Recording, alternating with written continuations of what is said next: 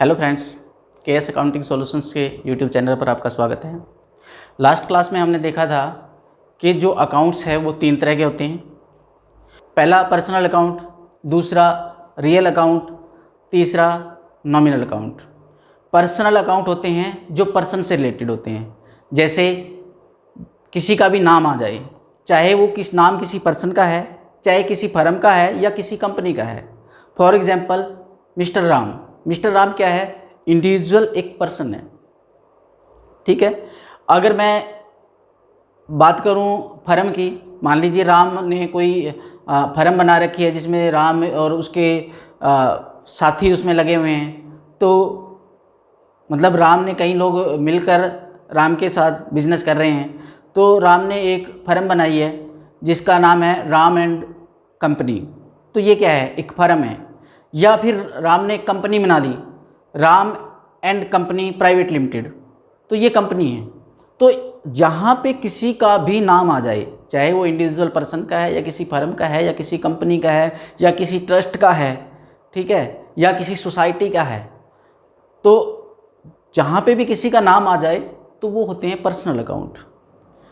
जैसे हम किसी से सामान खरीदते हैं, हमने किसी से परचेज की, तो हम परचेज एक इंडिविजुअल व्यक्ति से भी कर सकते हैं, किसी फर्म से भी कर सकते हैं, किसी कंपनी से भी कर सकते हैं। तो पर्सनल का मतलब है जहाँ पे किसी का भी नाम आ जाए तो वो होगा हमारा पर्सनल अकाउंट। रियल अकाउंट होते हैं हमारे एसेट से रिलेटेड। एसेट्स मतलब सामान से रिलेटेड। जैसे हमने फर्नीचर खरीदा, तो फर्नीचर क्या है? एसेट है, तो वो क्या है? रियल अकाउंट है। और नॉमिनल अकाउंट होते हैं हमारे एक्सपेंस और इनकम से रिलेटेड। मतलब जब हम कोई खर्च करेंगे, मैंने इलेक्ट्रिसिटी बिल पे किया, इलेक्ट्रिसिटी बिल क्या है? खर्चा है, ठीक है, तो वो कौन सा अकाउंट है? नॉमिनल अकाउंट है। मैं स्कूल का अकाउंट कर रहा हूँ, मेरे पास फीस आई है, तो फीस क्या है? मेरी इनकम है। इनकम है तो नॉमिनल अकाउंट है। अब इसमें हम देखेंगे कि जो हम डेबिट या क्रेडिट करते हैं तो उसका रूल क्या है। इन तीनों अकाउंट के अपने अपने रूल बने हुए हैं। अगर मैं बात करूँ पर्सनल अकाउंट की, पर्सनल अकाउंट का रूल है debit the receiver,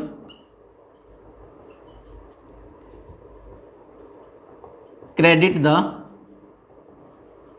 giver. Debit the receiver, credit the giver, मतलब जो रिसीवर है वो डेबिट है और जो गिवर है वो क्रेडिट है। मतलब लेने वाले को हम डेबिट करते हैं और देने वाले को हम क्रेडिट करते हैं। मान लीजिए यहाँ पे मिस्टर एक्स है और ये मिस्टर वाई है।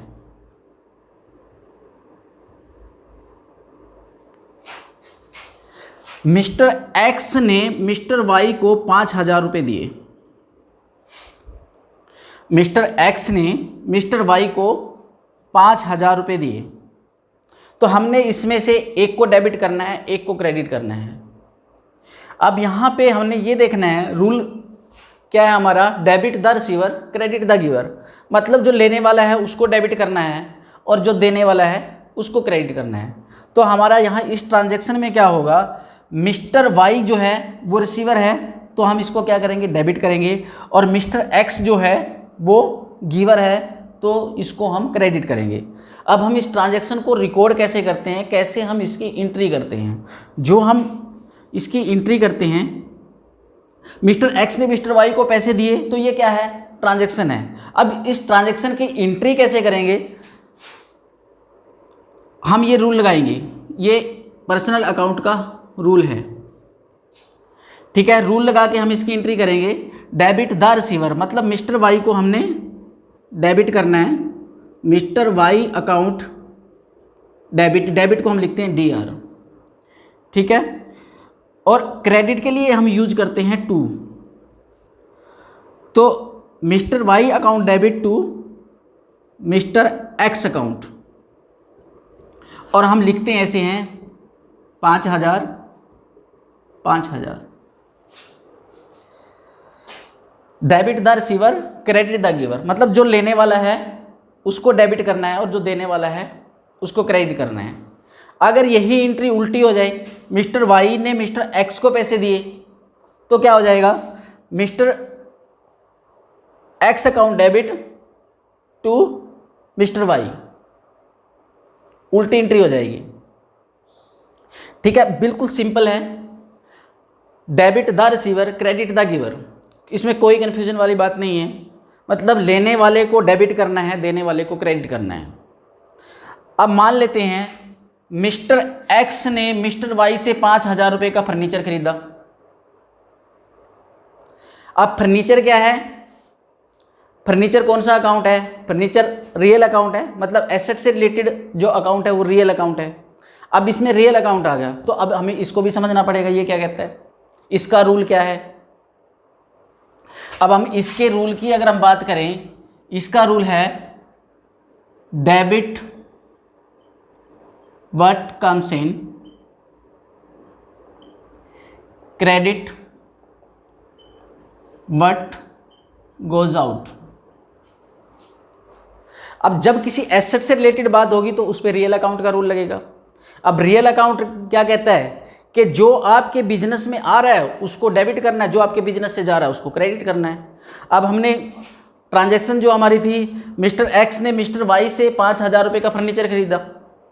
मिस्टर एक्स ने मिस्टर वाई से 5,000 रुपये का फर्नीचर खरीदा। अब यहाँ पे एक तो मिस्टर वाई है और एक फर्नीचर है।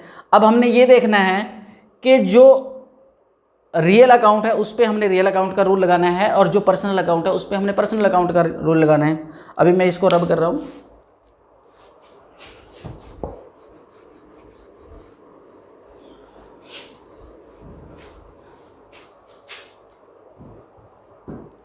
ट्रांजैक्शन है हमारी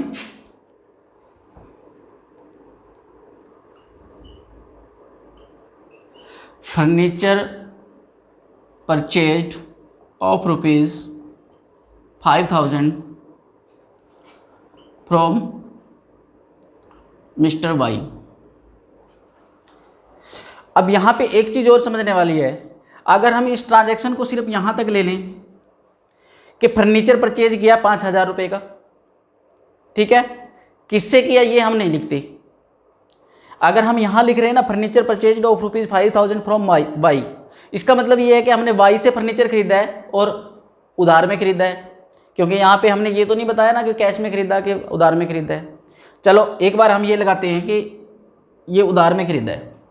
तो अब यहाँ पे क्या है, एक तो हमारे पास फर्नीचर है, दूसरा हमारे पास मिस्टर वाई है,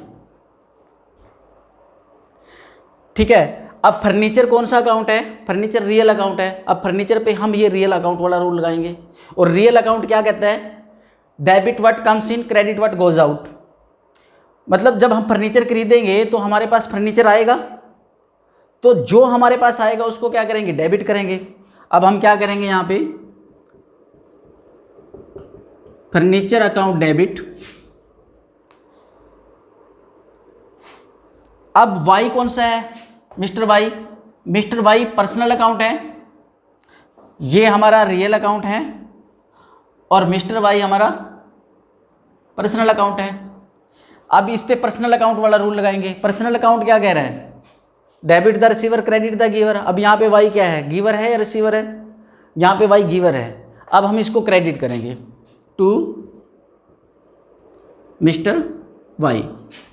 कितने से? 5,000 से।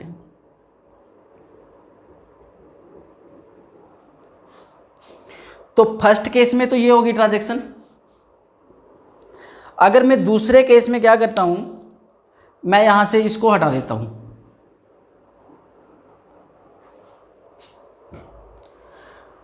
Furniture purchase of ₹5,000। अब यहां पे क्या हो रहा है कि 5,000 रुपये का फर्नीचर खरीदा है।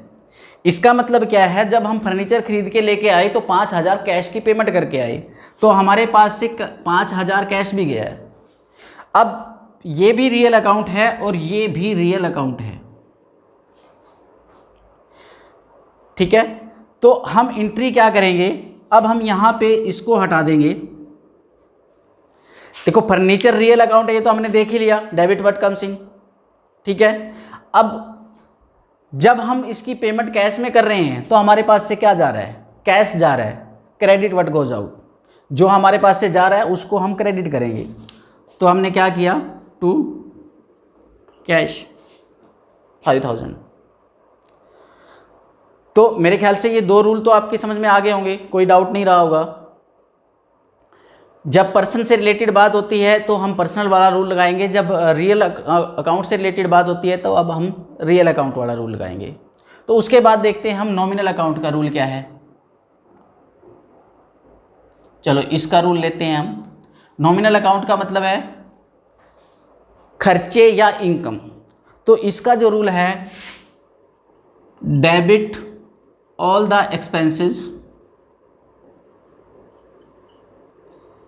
and losses, credit all the income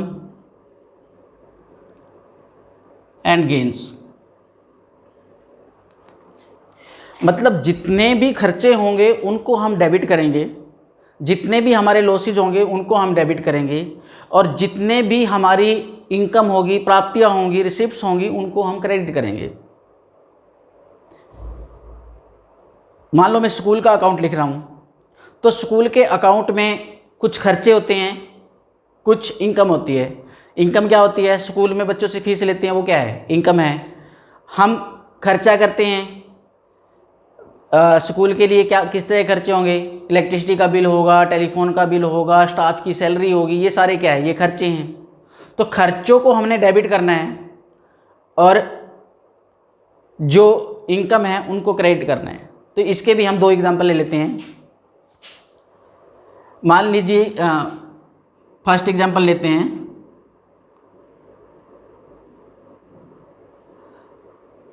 salary paid of ₹50,000। अब यहाँ पे भी ये देखना है आपने कि भाई जो आपकी ट्रांजैक्शन है उसमें आपके जो 2 एलिमेंट है एंट्री के, वो कौन से अकाउंट है। यहाँ पे एक तो आपका सैलरी है, दूसरा आपका कैश है। सैलरी क्या है? खर्चा है। इसका मतलब कौन सा अकाउंट है? नॉमिनल अकाउंट है। उसके बाद कैश है आपका। कैश कौन सा अकाउंट है? रियल अकाउंट है। अब आपने ये देखना है जो अकाउंट है उस पर वही रूल लगाना है। सैलरी नॉमिनल अकाउंट है। नॉमिनल अकाउंट का रूल क्या कहता है? खर्चों को डेबिट करना है। खर्चा है, खर्चे को हमने डेबिट किया। सैलरी अकाउंट डेबिट कितने से? 50,000 से।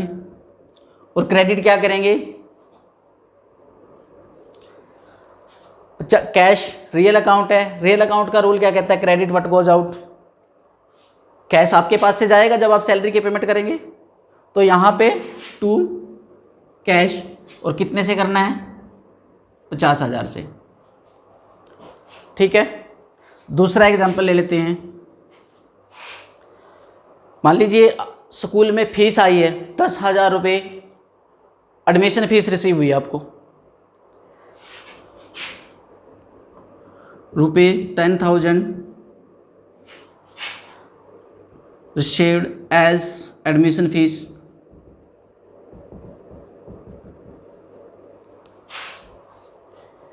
अब इसमें क्या हो रहा है?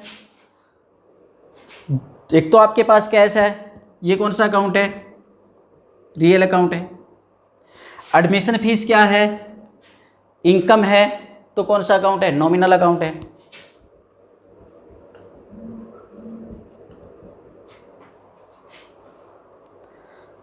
अब यहाँ पे रियल अकाउंट पे का रूल लगाएंगे, डेबिट व्हाट कम्स इन। जब फीस आती है हमारे पास, फीस में क्या आता है? फीस कैश आता है। कैश को क्या किया? डेबिट किया। कैश अकाउंट डेबिट कितने से? 10,000 से। और क्रेडिट किसको किया? Fees, admission fees. Admission fees क्या है? हमारी इनकम है। इनकम को क्या करते हैं? Credit all the income and gains.